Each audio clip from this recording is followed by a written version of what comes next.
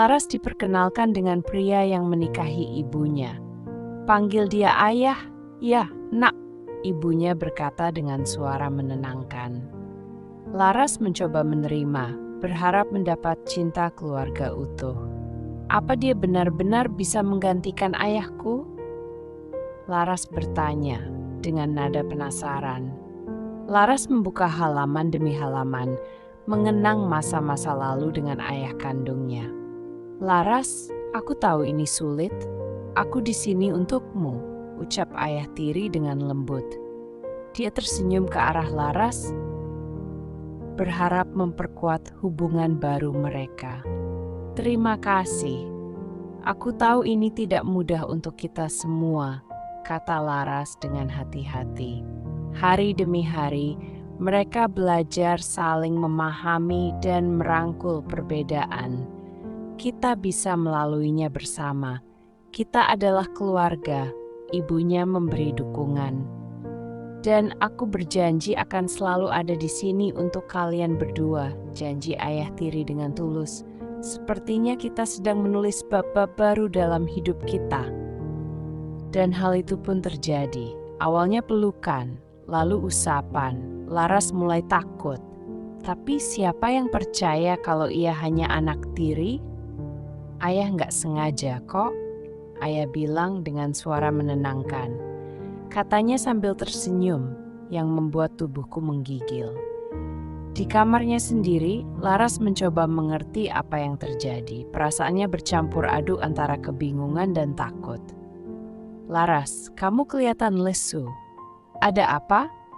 Ibu bertanya dengan nada khawatir. Gak apa-apa, Bu. Cuma kurang tidur aja. Laras menjawab dengan suara pelan. Jawaban yang selalu sama menutupi kebenaran yang tak terkatakan.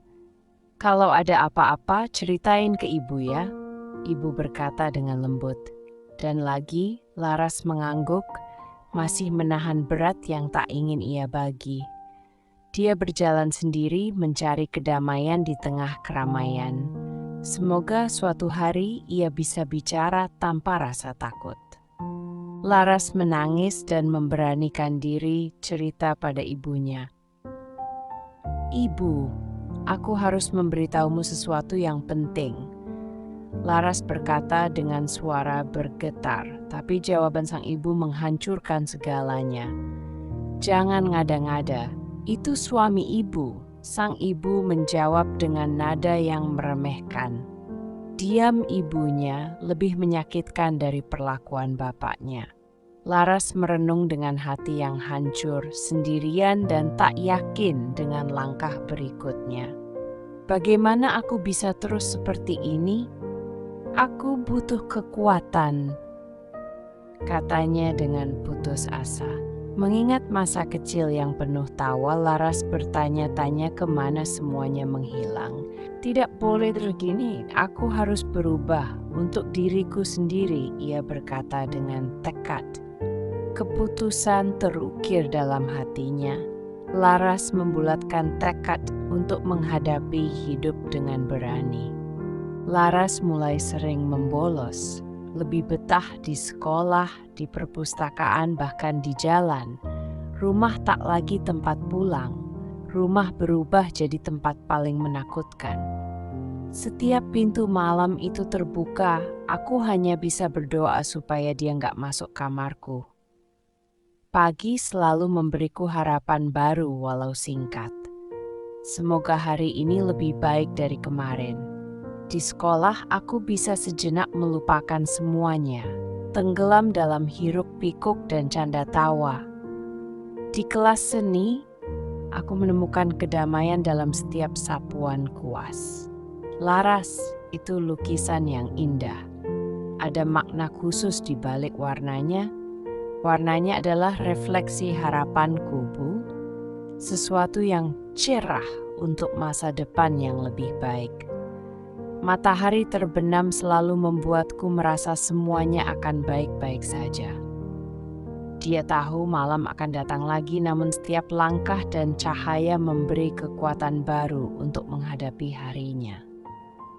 Kesadaran kekerasan anak.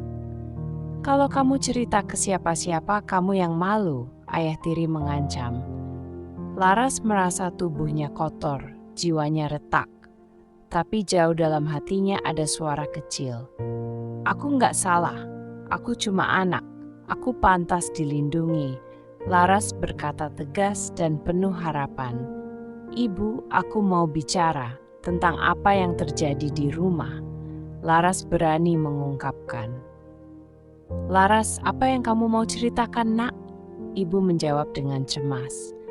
Ayah Tiri sudah lama bikin aku takut, Bu. Aku nggak tahan lagi, aku butuh bantuan. Laras mengatakan dengan tegas. Wajah Ibu Laras menjadi pucat, menyadari keseriusan kata-kata putrinya.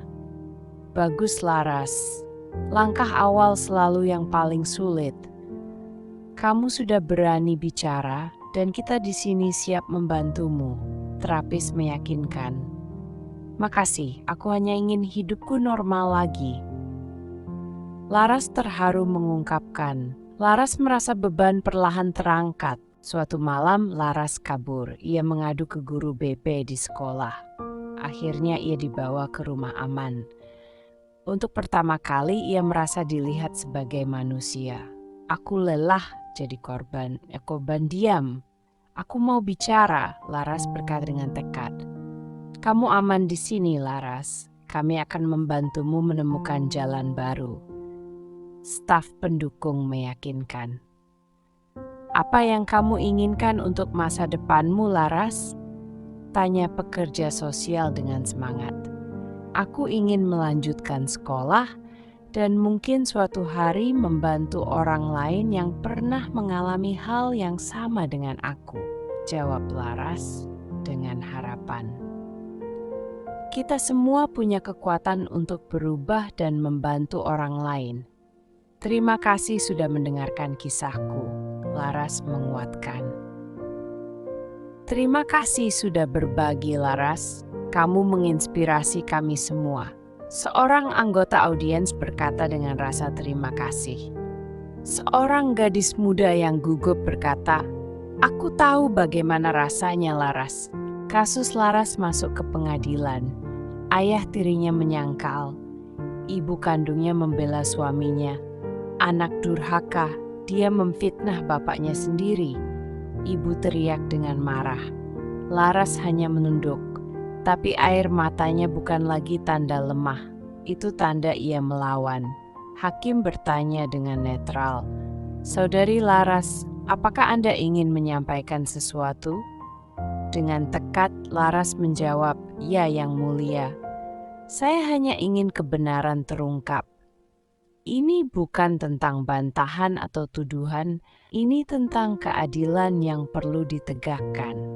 Ayah tiri dengan nada defensif berkata, "Ini semua hanya kesalahpahaman, Yang Mulia." Laras terlalu emosional. Pengacara Laras berbicara dengan profesional. "Yang Mulia, kami memiliki bukti dan saksi yang dapat mendukung klaim Laras. Kami mohon kesempatan untuk menyajikannya." Hakim memerintahkan dengan tegas, "Silakan lanjutkan dengan bukti."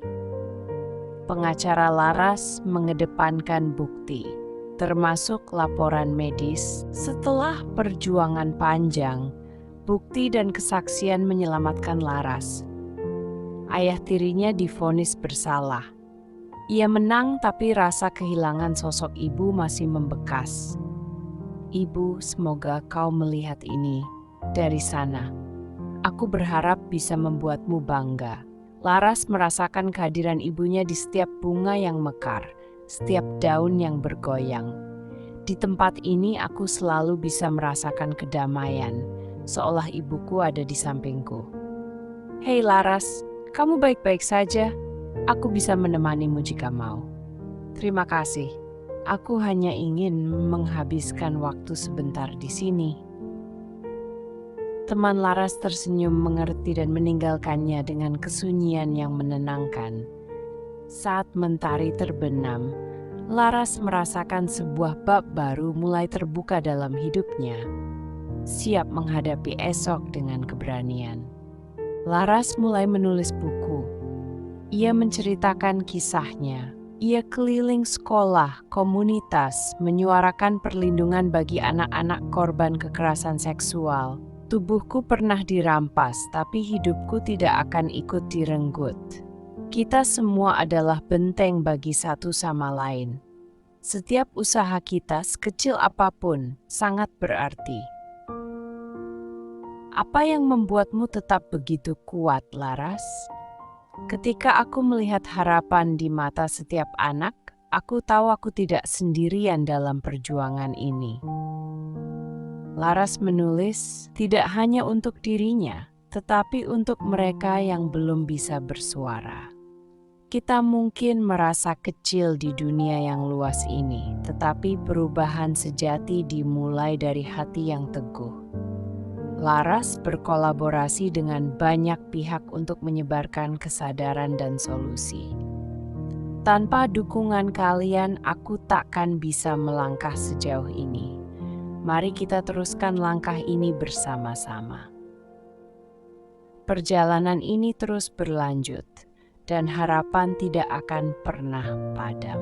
Mendirikan rumah aman sendiri untuk remaja perempuan yang butuh tempat pulang. Aku anak tiri, dulu dipaksa diam, tapi sekarang aku jadi suara untuk mereka yang masih dibungkam. Kisahnya tak hanya menyedihkan tapi menyelamatkan. Di sini kalian aman, di sini suara kalian didengar dan dihargai. Kak Laras, terima kasih telah memberi kami harapan. Aku ingin menjadi sepertimu suatu hari nanti. Kalian sudah memiliki semua yang dibutuhkan untuk membuat perubahan. Percayalah pada dirimu sendiri.